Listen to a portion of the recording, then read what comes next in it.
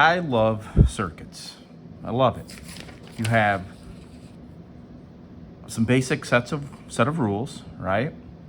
We've got Ohm's law, V equals IR. We've got the power equation. Power equals current times voltage, which using Ohm's law, you can rearrange it in a number of ways.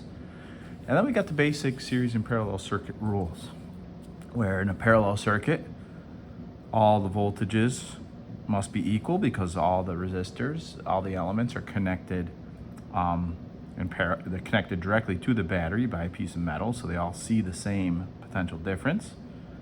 And the current supplied by the battery splits up between the three. So the current through 1, 2, and 3 must add up to equal the current supplied by the battery. Series circuit, the rule is the voltages add up to equal the total voltage of the battery, and the current is the same through all the resistors. And using these basic rules, we can, perform pretty complex circuit analysis. I look at circuits problems kind of as a puzzle game. We have a basic set of rules, and we got to figure out the puzzle. So it's kind of like a game to me, these circuit problems. So anyway, let's start right at the top here. I'm going to try to shoot a video of more than one worksheet solution write-ups at a time here. So this might go a little bit long, but I'll try to move through it quickly. I just need to see if I can find a calculator here quick to do some of the basic calculations.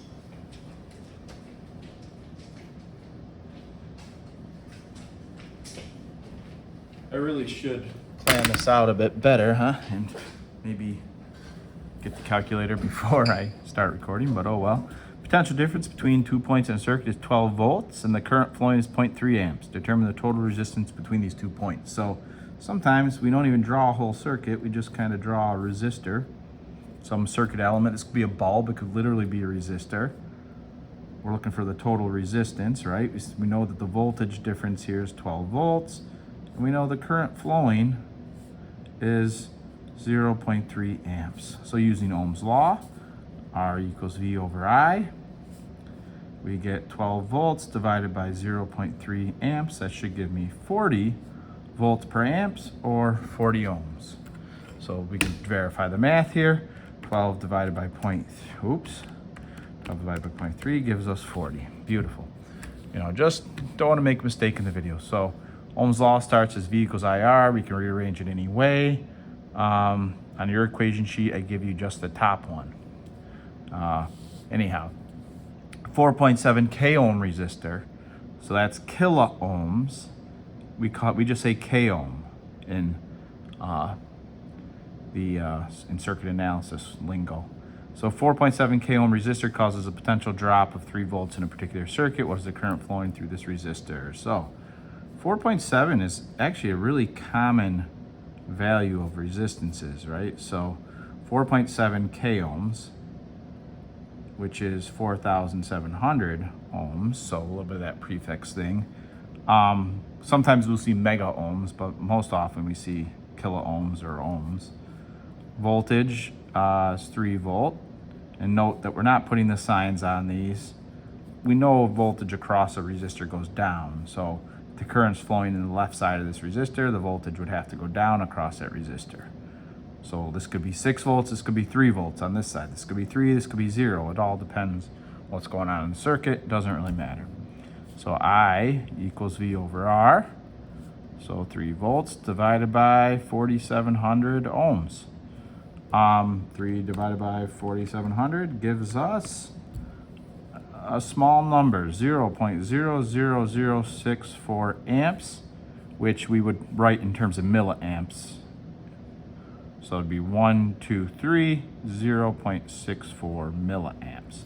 Usually when you're dealing with kilo ohms, your current comes out to be milliamps, or 6.4 times 10 to the negative 4th amps. Doesn't really matter. You could see it either way on a test or quiz if it was a multiple choice question. All right, another one here. A current of 30 milliamps flows through a 50 k ohm resistor, milli and kilo here. Determine the voltage across the resistor. So again, we don't know what this resistor is. Oh no, we do know what this resistor is, 50 k ohms, so 50,000 ohms. V, we don't know. And I is 30 milliamps, 30 times 10 to the negative third amps. Now, if you're given milliamps and kilo ohms, you can actually just write it as 30 and 50 in the calculation, but I'll show you why that is in a second here. We're just going to do it the normal way. So V equals IR, so 30 times 10 to the negative third amps. And look it, if I write this 50 times 10 to the third ohms, right? 50 times 10 to the third.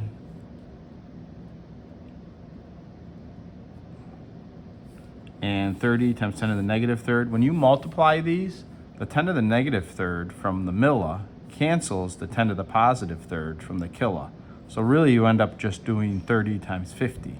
Now, I plug this all into my calculator, 30 double E negative 3 times 50 double E positive 3. I feel silly doing that because I know these two are just going to cancel when you multiply. You get a voltage of 1500 volts. So 1500 volt drop in voltage across that resistor. So that tells us that that's actually a lot of current to flow across the 50k ohm resistor. 1500 volts is a lot of volts. All right, so basic Ohm's law. Nice easy equation to use. We really just use it that quickly. It's got to be just lightning quick using that in circuits. Use it all the time. All right, without using your reference table, analyze the units on V, I, and R below the amp and volt level. Below the amp and volt level. Okay, what does that mean? See if you can come up with a way to use these variables to derive an expression for the power dissipated by a resistor. Justify your expression by showing how the units work out. There are three possible equations that could be derived. All right, I know power, equation for power.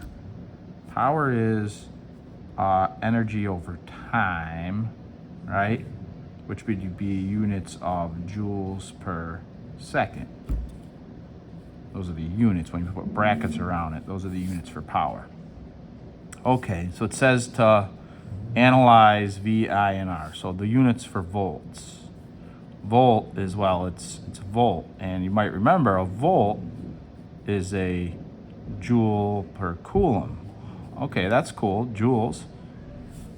Okay, current units are amps, which are coulombs per second. That's cool. All right. So coulombs per second, joules per coulomb. Huh, look, if I multiply these two variables together, V and I, look what happens. V times I would be multiplying joules per coulomb times coulombs per second.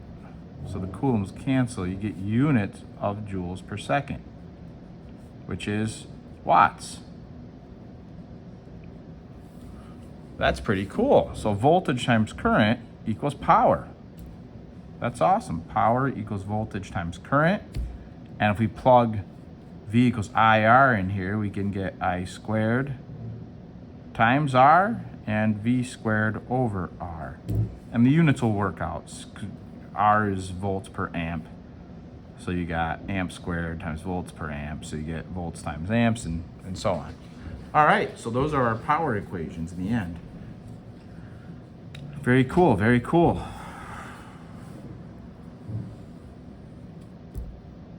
So the power dissipated by a resistor, voltage times current. So determine the power used by an LED that draws 1.5 amps of current at a voltage of 6.5 volts. So the power equals current times voltage. I'm not going to draw a picture here. LED is a little light bulb, those little red light bulbs or whatever. Your cell phone screen is an array of LEDs. LEDs actually don't draw that much current. This would be more like a household light bulb LED might draw that much current because it's many LEDs in one, but let's see what we get. So power equals current times voltage. So 1.5 amps times 6.0 volts. That's gonna give us 9 watts. 1.1 times 6, just double check so I'm not going crazy, 9 watts.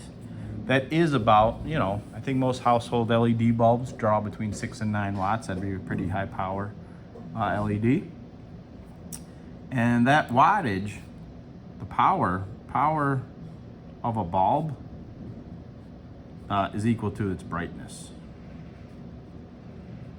Right? How much light it's giving off. The more power it's using, the more light it's giving off. Also, it's how hot it is, but when you compare one bulb to another, we normalize it for brightness.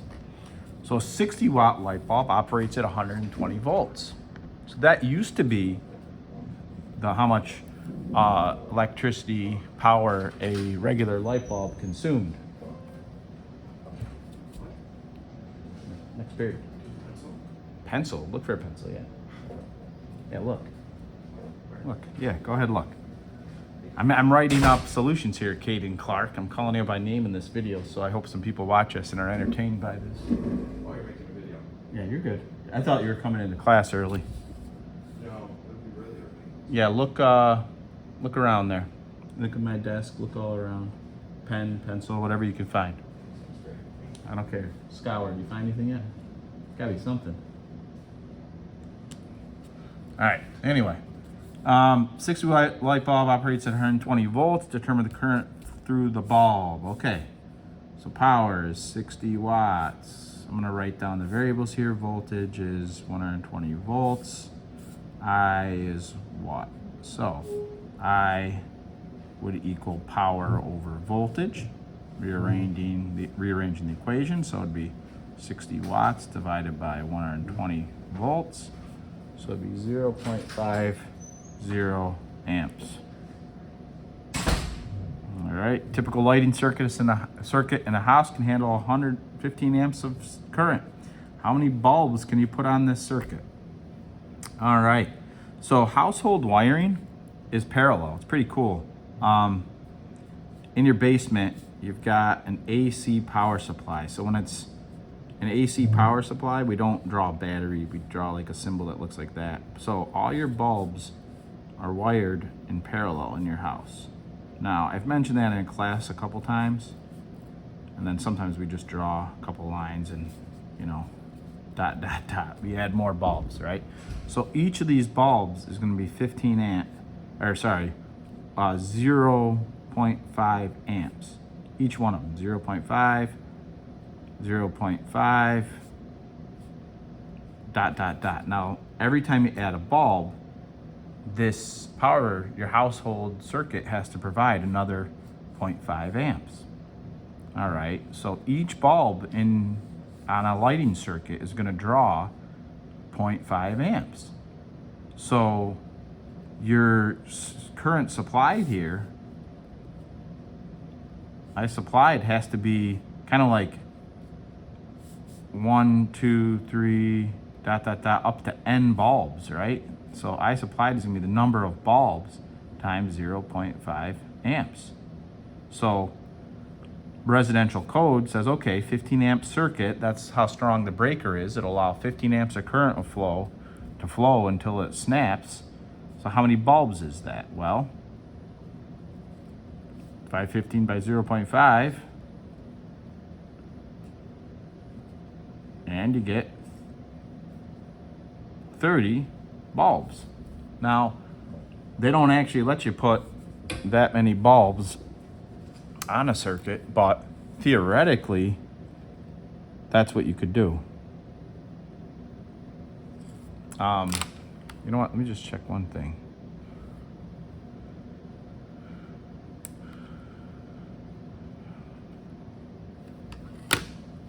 All right.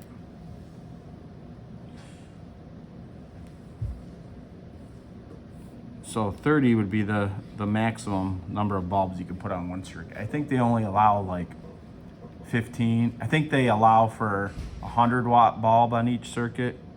So a 100 watt bulb would draw closer to 1 amp, right? So I think they only allow 15 bulbs on a circuit by code, just in case people put the maximum size bulb they could buy in there.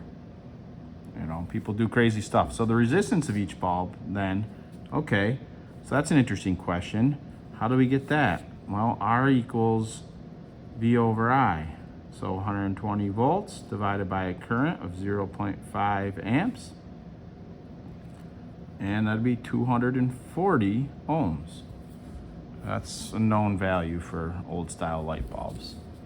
All right, now check this one out. This is a fun one. An electric hair dryer with a power rating of 1600 watts is used for 5 minutes.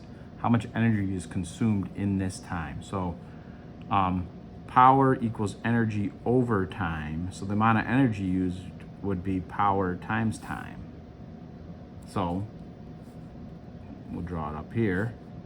The energy consumed in 5 minutes would be 1600 joules per second, right? And then we got to multiply that by time. Well, it's 5 minutes. Well, the time doesn't cancel out, so we got to convert minutes to seconds. So 60 seconds per minute. All right, that's one of our kind of our old unit conversion things there. Minutes are going to cancel, seconds are going to cancel. We're going to get joules. So energy equals 1600 times 5 times 60, which is 480,000 joules. Crazy. Hair dryer, 5 minutes, 480,000 joules. That's unbelievable.